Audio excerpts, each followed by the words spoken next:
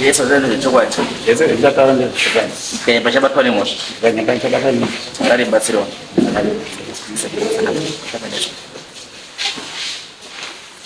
Pamusoro imambo endinoitwa Woman Ari mugore ra2021 takapomedzerwa mhosva yekubata mwana waJoni Chinamoi tiri vatatu, ini nemunin'ina wangu nemuzukuru. Nyaya ikaenda kumatare, tikaonekwa tisina mhosva. Pepa racho rekuti takaonekwa tisina mhosva.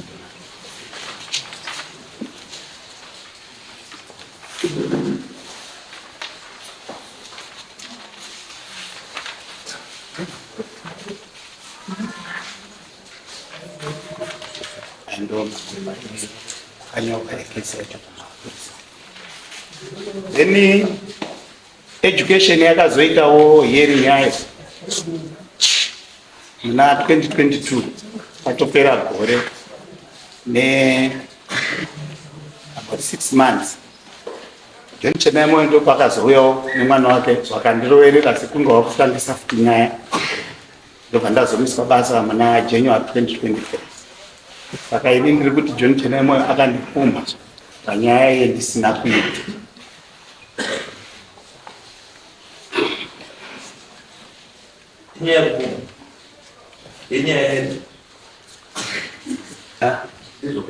Akandipfuma kuti ini ndakabata mwana wake ndisina kuita.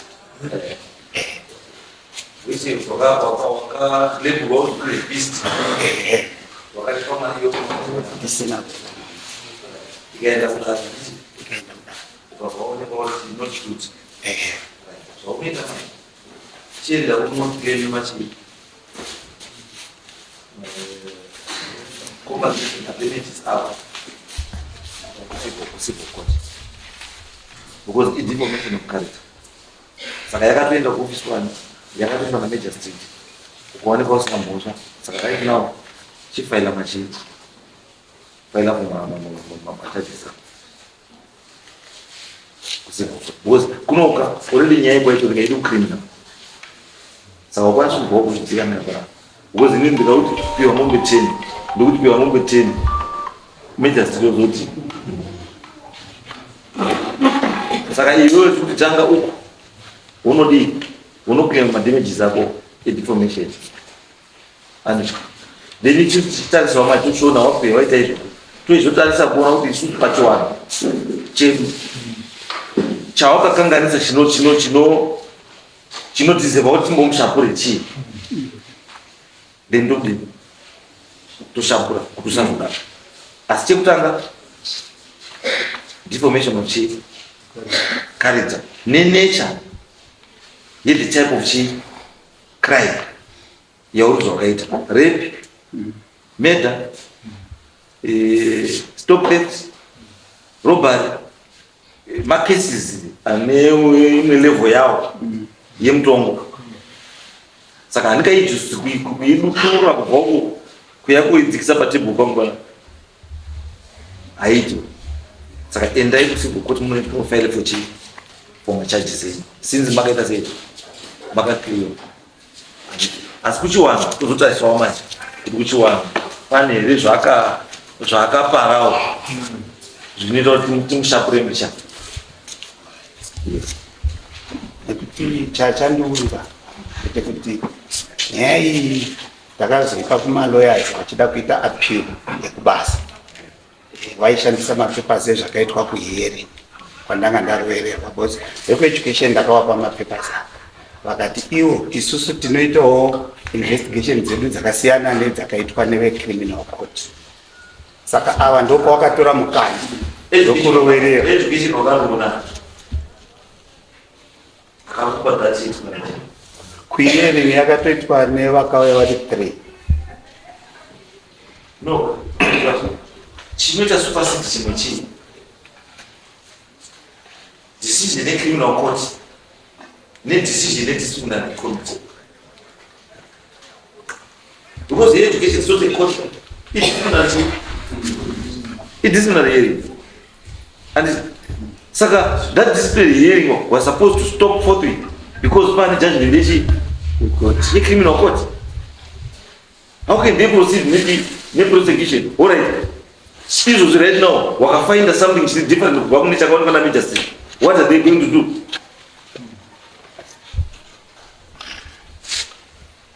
Iwo chawakaita mapepazi akatoa asi wakabva ndimisa basing nezvanga waudzwa nevana kuhearing. Wakaenda kuti wana wangu wasikuerenga. Isusu pekutanga takaenda kukoti mupurisa asina kunyora doketi, saka takaenda ndobva tanopiwa bail. Ndeti lawyer ndobva razoenda kukoti ndobva tazoonekwa tisina mhosva. John Chedemwe akadaidzwa kwaRuda akaudzwa kuti vanhu vaonekwa wasina mhosva. Zvokuti patakazoenda kuhearing, John Chedemwe aifanira kunge akaenda kunoudzwa vanhu kuti ndakaudzwa kuti vanhu havana hawana mhosva, but iwe wakaenda kunoita kunge uri kutanga imwe nyaya nyowani kuhearing. Kuti wakaenda to the correct people education. Because in the something to know that you kuti chinhu icho kaicho kana chauya and they are supposed to suspend you and basa pending investigation. Then my investigations are complete.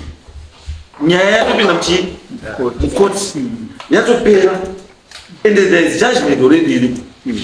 And in the process you are not futi ndeipi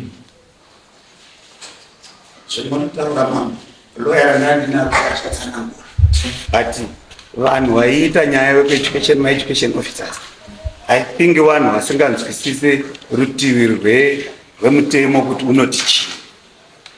Ivo vakangoramba vachitsikira kuti isusu tinoita zvedu zveindependent. Education ine legal department. Legal department ndo rinowa guida panyaya dzese dzoda mutemo. Saka handiko muchiaaiwa zvirepa kana kuti wakatomboenda here kuna legal advisor kuti wataura kuti munhu icho akaita sei iwe discharge that. Saka kana wakadischarge decision yako iwewe, because how could they suspend you and after judgment damaged? What are they saying? Hawakudzingi basa because already pawakamira ipapo verdict yako kuti not guilty.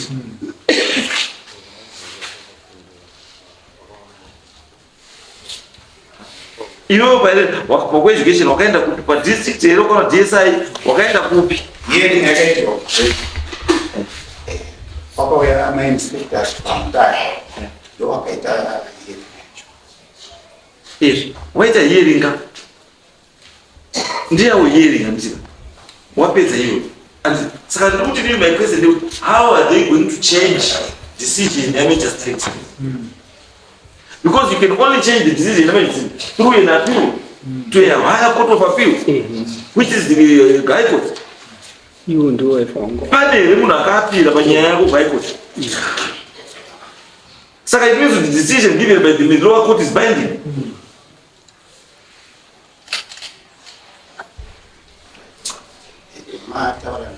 Tichaenda kudzoka vhegi nepita rako kwavari kunzwe position yavo chaicho kuti position yavo ndei, and because suspension yako iwewe yawakaita it was based on kuti wakaita nemhosva ndizvo according to their investigation wapanda nemhosva but wakubata nemhosva iwewe dare repamusoro kudarika iwo ndobva ranosvika ndobva rati hakuna mhosva. Saka nokuna kufadzwa nedecision iyo sechiisa-education ndo vafanira kuti appeal against decision yakapiwa namagistrate. Because wakaramba vakakususpenda iwe kana wakaramba vakakudzinga basa iwe wakakiliwa neikoti wakushandisa which law now? Because internal hearing ndeye domestic remedy kutsvaga kuti ngabatsira sei tiri mumba medu muomo anditi tamona mwana wakadai tomudi asi mwana zvakaita ngatimudini ngatimubudise mbichana anditi asi iwo kana wachigara wochiti atakubata nemhosva iwewe yekuti wakarepa mwana anditi asi dare ramajustice criminal court rati chii hakuna mhosva. Saka simba manje rekuti wachiti decision yakapiwa namajustice haishandi asi yawo ndiyo inoshanda. Waione simba iro kusvika pakutomiswa basa because pawakanyora masambao ekukumisa basa. The reason why wakakumisa basa is because you were found guilty of molesting or raping a school child. No reason else. But now that the court has proved that you did not rape, you did not do this. Wakutima. wakati netsa uyere mapepasi ese akanga ari ende wakatopiwa nere kutoti mhosva yacho yakatongwa sei kwamajistrate wakatoripiwa futi but iwo wakazvitora ndobva wazvisa pasaidi ndobva watanga zvavo. Maybe. What about this? I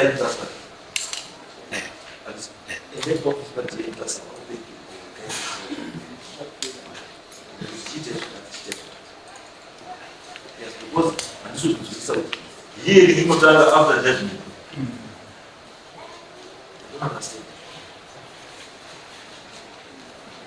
The year is after party judgment.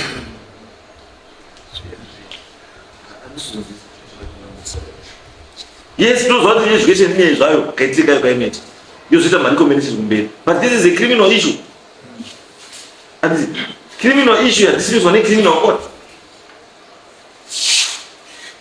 Enda para JSI, anya sekutora zvakamira sei. Because bakwato nokasa toti utofungwa tonga wasu babasa. Iwo wakutungwa mhosva kuti wakuropa. Rules again over 5 months garapia.